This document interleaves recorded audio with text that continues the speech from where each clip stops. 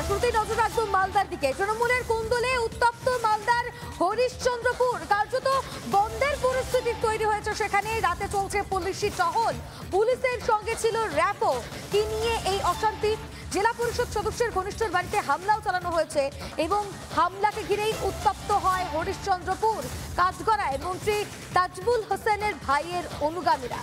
জেলা পরিষদের সদস্যদের ঘনিষ্ঠদের বাড়িতে হামলা, কাঠগড়ায় মন্ত্রী তাজমুল হোসেনের ভাইয়ের অনুগামীরা। মালদহে তৃণমূল কর্মীর বাড়িতে ভাঙচুর এবং তারপরে কার্যত উত্তপ্ত মালদার হরিশ্চন্দ্রপুর। বন্ধের পরিস্থিতি তৈরি হয়েছে সেখানে। রাতে চলছে পুলিশি টহল এবং সঙ্গে ছিল র্যাপো। জেলা পরিষদ সদস্যের ঘনিষ্ঠের বাড়িতে হামলা ঘিরেই উত্তপ্ত হয় মালদার হরিশ্চন্দ্রপুর। কাঠগড়ায় মন্ত্রী তাজমুল হোসেনের ভাইয়ের অনুগামীরা, অর্থাৎ শাসক দলের কোন্দল। রাজ্যের জেলায় জেলায় শাসক দলের অন্দরে কোন্দল। কোথাও তৃণমূলের কোন্দলের জেরে আবাসের ঘর পাচ্ছেন না তৃণমূলেরই প্রবীণ কর্মীরা। আবার কোনো দিকে দেখা যাচ্ছে যে ঝামেলা, অশান্তি, ঘনিষ্ঠের বাড়িতে হামলা এবং তার জেরেই কার্যত বন্ধের পরিস্থিতি নিয়েছে এলাকা।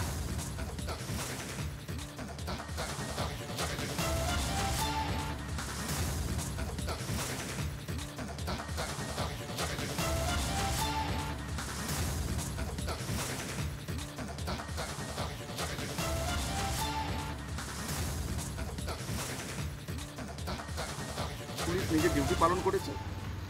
আপনারা সবাই হয়তো জানেন, গত রাতে হরিশ্চন্দ্রপুরে একটা খুব দুর্ভাগ্যজনক ঘটনা ঘটেছে। এই ঘটনার আমরা নিন্দাও জানাচ্ছি এবং অভিযোগও হয়েছে। আমাদের তৃণমূল কংগ্রেসের শ্রমিক সংগঠনের সভাপতি এবং প্রাক্তন যুব সভাপতির বাড়িতে হামলা হয়েছে। তার অনুগামী যারা ছিল, তৃণমূল কংগ্রেসের একনিষ্ঠ কর্মী যারা, তারা খবর নেওয়ার জন্য হরিশ্চন্দ্রপুরে ছুটে আসে।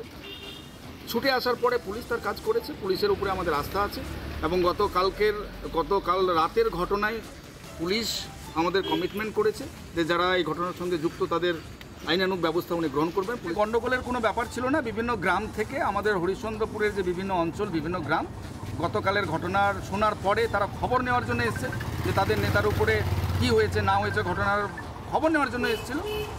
এবার পুলিশের কাছে কি খবর আসছে না আসছে সেটা তো আমরা বলতে পারবো না। পুলিশ এসেছিল, পুলিশ তার আইনের ডিউটি করেছে। নানা ধরনের কন্টেন্ট দেখার জন্য লাইক করুন, শেয়ার করুন আমাদের ফেসবুক পেজ, সাবস্ক্রাইব করুন আমাদের ইউটিউব চ্যানেল। পাশাপাশি অন্যান্য ব্রেকিং নিউজের জন্য অবশ্যই চোখ রাখুন রিপাবলিক বাংলায়।